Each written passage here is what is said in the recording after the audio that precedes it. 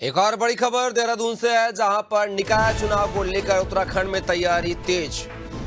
उत्तराखंड शासन जल्द ही जारी करेगा अधिसूचना। राज्य निर्वाचन आयोग को भेजा जाएगा प्रस्ताव। विभागीय स्तर पर आपत्तियों का किया निस्तारण।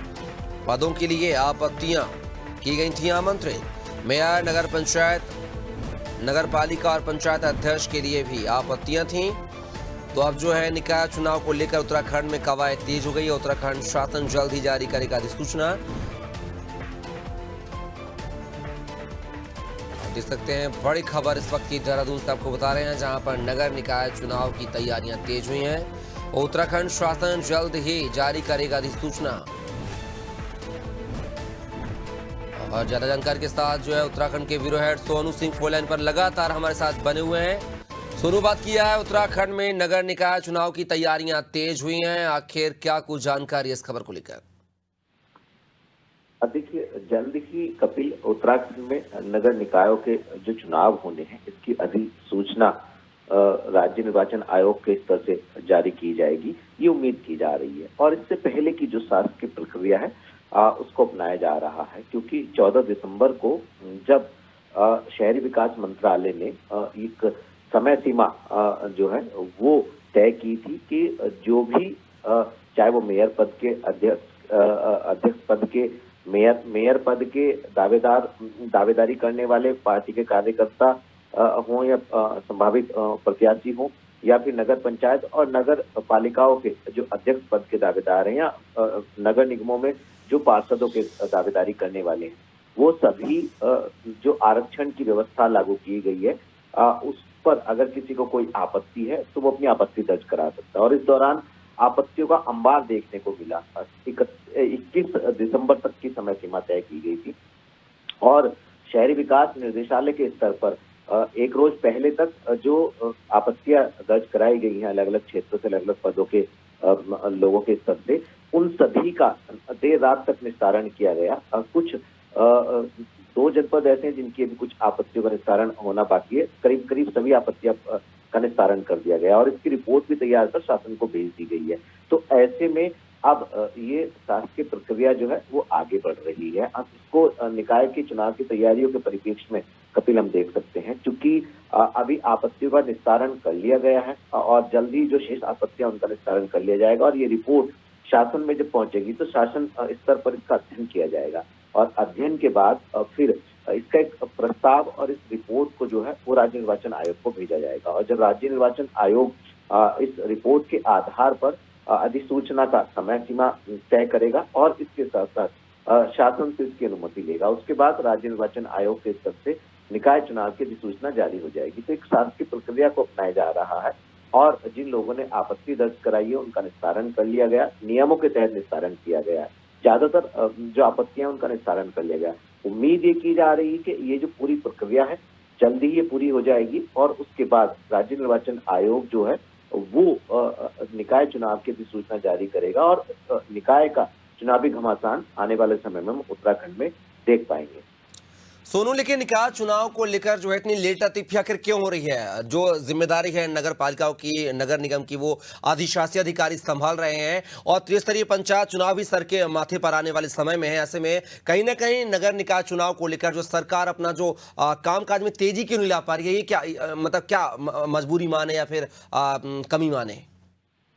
अब देखिए कपिल, ये सवाल आपका बहुत महत्वपूर्ण है, क्योंकि इसमें कुछ शासकीय प्रक्रिया है और कुछ इसमें संवैधानिक प्रक्रिया है। और जिस तरह से कुछ समय पहले पर अगर आप गौर करेंगे तो जो सुप्रीम कोर्ट ने दिशा निर्देश दिए थे, उन दिशा निर्देशों के क्रम में ही उत्तराखंड सरकार ने जो एकल सदस्य समर्पित आयोग जो गठित किया गया था उसकी रिपोर्ट के आधार पर ही जो आरक्षण की व्यवस्था उसको लागू करने का निर्णय लिया और उसके आधार पर जब राज्यपाल से स्वीकृति प्रदान हो गई तो आरक्षण व्यवस्था को लागू किया गया।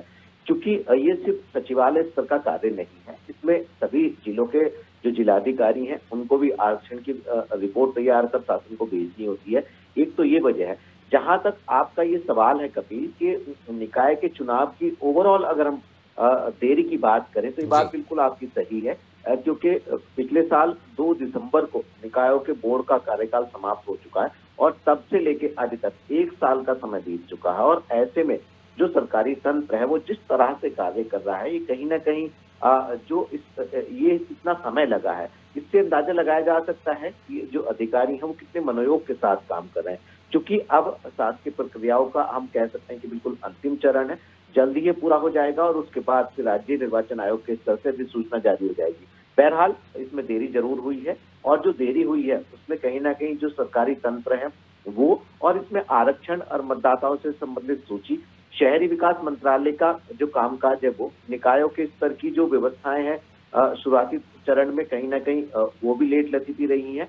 और अब चूंकि राज्य निर्वाचन आयोग भी लगातार कार्य कर रहा है और जिस तरह से एक रोज पहले हमने देखा कि शहरी विकास निर्देशालय के जो निर्देशालय है उसमें रविवार का दिन होने के बावजूद भी कामकाज होता रहा अन्य दिनों की भांति, तो ऐसे में अगर इस रफ्तार से पहले काम किए जाते तो शायद ये कार्य हो चुका होता। बहरहाल अब उम्मीद की जा रही है कि जल्द ही निकाय चुनाव की अधिसूचना जारी होगी और उसके बाद हम चुनावी महासंग्राम देख पाएंगे। सोनू, क्या माना जाए, निकाय चुनाव जो हो रहे हैं और त्रिस्तरीय पंचायत चुनाव को लेकर भी लगातार जो है कवायद की जा रही है, हरिद्वार को छोड़कर बाकी 12 जिलों में जो है ये निर्वाचन की प्रक्रिया जो प्रारंभ भी कर दी गई है, तो क्या माना जाए निकाय चुनाव और त्रिस्तरीय पंचायत चुनाव जो सरकार एक साथ कराएगी? कपिल एक बार अपना सवाल दोहराएंगे। जिस तरीके से हरिद्वार को छोड़कर बाकी जिलों में जो है त्रिस्तरीय पंचायत चुनाव को लेकर कवायद तेज कर दी गई है, हमने देखा खबरों में, तो क्या ये माना जाए कि सरकार जो है निकाय चुनाव साथ ही त्रिस्तरीय पंचायत चुनाव क्या एक साथ कराने के मूड में है? अब देखिए, ये बहुत महत्वपूर्ण सवाल आपने किया है कपिल। ये उम्मीद तो की जा रही थी, लेकिन यहाँ की जो शासकीय प्रक्रिया है और जो चुनावी माहौल है और जिस तरह से कामकाज होता हुआ हम देख पा रहे हैं और इसको जो एनालिसिस कर पा रहे हैं, फिलहाल ऐसा नहीं नजर आ रहा है कि दोनों ही चुनावों को सरकार एक साथ कराने में जो है वो सफलता प्राप्त कर सके। चूंकि अभी निकाय के चुनाव पर ज्यादा फोकस हो रहा है पूरे सरकारी तंत्र का, और जो शासकीय प्रक्रिया है जब ये पूरी हो जाएगी और राज्य निर्वाचन आयोग के स्तर से जो अधिसूचना है वो जारी हो जाएगी, तो हमें नहीं लगता है कि इसके बाद जो है जो त्रिस्तरीय पंचायत चुनाव है ये दोनों एक साथ हो पाएंगे। इसके जब तक ये प्रक्रिया पूरी नहीं होगी निकाय चुनाव की, तब तक त्रिस्तरीय पंचायत चुनाव जो है वो संभव नहीं नजर आ रहे हैं। क्योंकि अभी हाल ही में जिस तरह से त्रिस्तरीय पंचायत चुनाव को लेकर के जो पंचायत जिला पंचायत के जो अध्यक्ष हैं उनको प्रशासक की जिम्मेदारी दी गई और फिर इस पर लेकर के विरोध के स्वर भी मुखर हुए कि जो क्षेत्र पंचायत और ग्राम पंचायतों में जो उप जिला अधिकारी स्तर के अधिकारियों को, प्रशासकों की जिम्मेदारी दी गई थी, तो जो जितने भी चुने गए प्रतिनिधि हैं उन सब ने इस बात को पुरजोर तरीके से उठाया और सरकार से बार बार मांग की। न सिर्फ विभागीय मंत्री से बल्कि मुख्यमंत्री दरबार में भी तमाम लोग इस फरियाद को लेकर के पहुंचे और मुख्यमंत्री के दिशा निर्देश पर सचिव स्तर पर समिति का गठन किया गया। समिति के रिपोर्ट के आधार पर फिर उनको ही, जनप्रतिनिधियों को ही प्रशासक की जिम्मेदारी दे दी गई है। तो कहीं ना कहीं जिस तरह से प्रशासक तैनात किए गए हैं, अभी फिलहाल ऐसा नजर नहीं आ रहा है कि दोनों ही चुनाव एक साथ हो पाएंगे।